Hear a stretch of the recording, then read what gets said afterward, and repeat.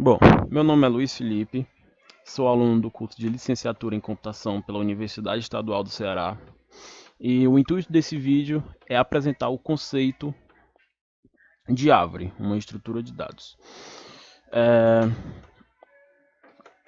Árvore, no contexto da programação, ela é uma das mais importantes estruturas de dados não lineares. A árvore ela é da característica das topologias em árvore, conceitualmente diferente das listas, em que os dados se encontram em uma sequência. Nas árvores, os dados estão dispostos de formas hierárquicas, como dá para ver nessa representação dessa imagem. Seus elementos se encontram acima ou abaixo, como é o exemplo aqui. E árvore, elas são as estruturas eficientes e simples em relação ao tratamento computacional, diferente dos grafos, por exemplo. Há inúmeros problemas no mundo real em que podem ser modelados e resolvidos através das árvores. Estrutura de pastas de um sistema operacional pode ser exemplo. Deixa eu ver outro aqui. Interface gráficas, banco de dados, banco de dados e também pode ser exemplo os sites de internet, que também pode ser um exemplo de aplicações de árvore. Uma árvore ela é formada por um conjunto de elementos que armazenam informações que se chamam nodos ou nós, mas durante essa apresentação eu vou usar os nodos como tratamento. A árvore inteira ela possui um elemento chamado raiz, que no nosso exemplo aqui, raiz vai ser o A. Essa raiz ela possui ligações para outros elementos denominados ramos ou filhos. Você pode usar essa denominação para esses, no caso aqui, o B, o C, o E, o D, o F e o G. Esse aqui ele pode ser chamado de ramos ou filhos.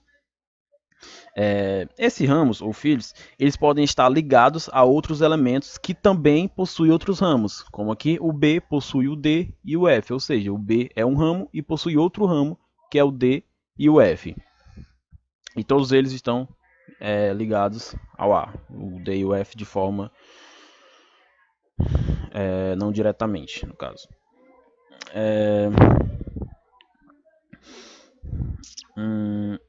Um elemento que não possui ramos é conhecido como nó folha no terminal ou nó externo.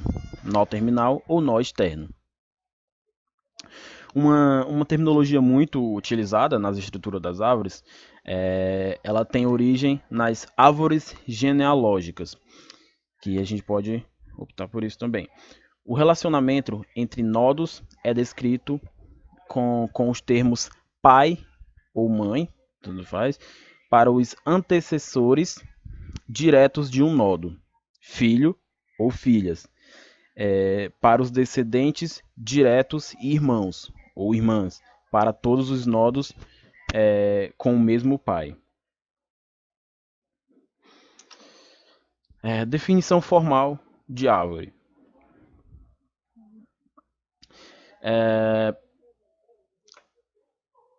Formalmente, definimos uma árvore como um conjunto finito de zero ou mais nodos, tal que, se o número de nodos for igual a zero, temos uma árvore vazia.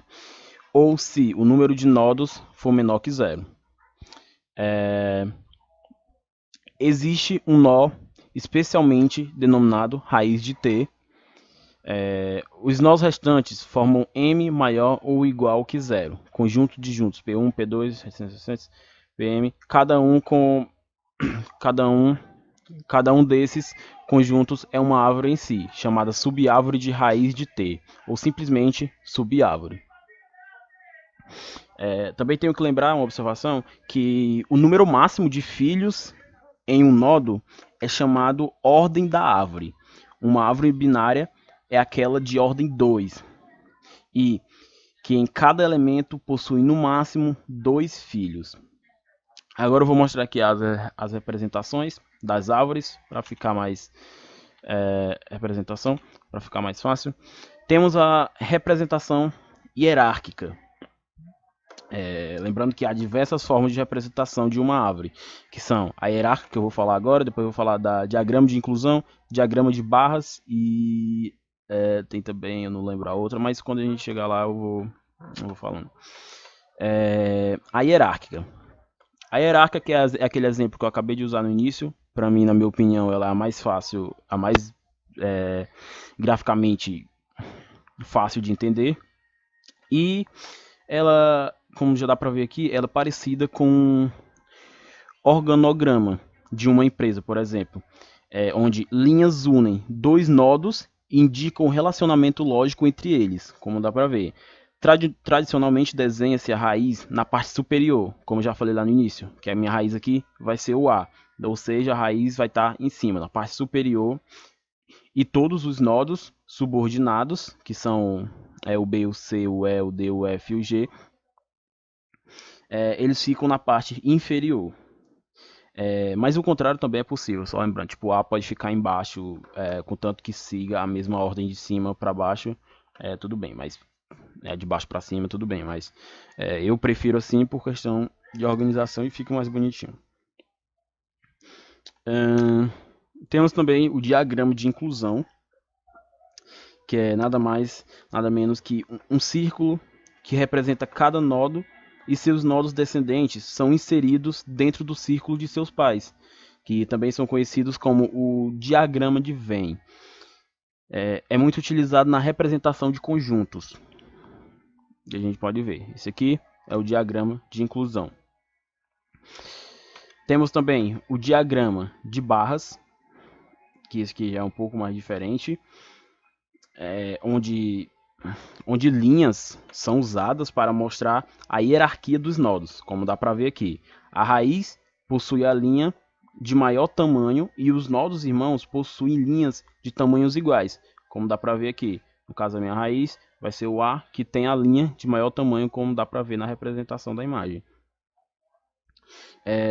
Métodos bastante utilizados na criação de índice de livros, como quando você vai abrir um livro, você pode ver esse métodos utilizados na criação dos índices. Você pode ver que sempre tem, quando há linhas, tem linhas maior para aqueles não a raiz, mas sim aqueles temas mais relevantes do livro, digamos assim. Esse método aqui, ele é similar à indentação usada em linguagem de programação, que é outra observação que eu tenho que deixar ressaltada aqui. Partindo para a próxima, temos a numeração por níveis. A numeração por níveis, nessa representação, o nodo raiz recebe o número 1, e todos os nodos seguintes recebem uma numeração sequencial, como você pode ver aqui, né, nessa representação aqui. E sempre antecedidos pela numeração de seus nodos superiores, como se pode ver na representação. E por último, o alinhamento. O alinhamento também o alinhamento também é conhecido por representação por parênteses. Como pode ver aqui, ele está representado por parênteses alinhados. A sucessão de parênteses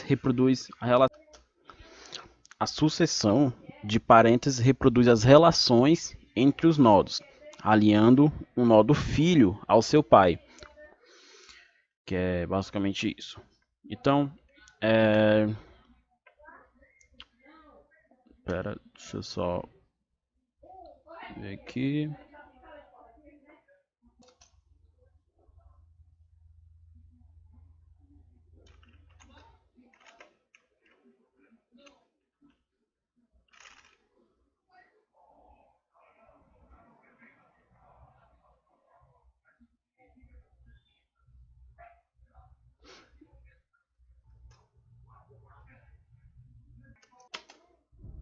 Voltei, desculpa pelo imprevisto. Agora eu vou finalizar com os algoritmos, explicando pré-ordem, pós-ordem e o em ordem. Para começar, eu vou falar que os algoritmos é uma das operações mais importantes, que consiste em percorrer cada elemento da árvore em uma única vez. Esse percurso, também chamado de travessia da árvore, ele pode ser feito em pré-ordem, que os filhos de um nó são processados após o nó, ou em pós-ordem, que os filhos são processados antes do nó. Em, em árvores binárias,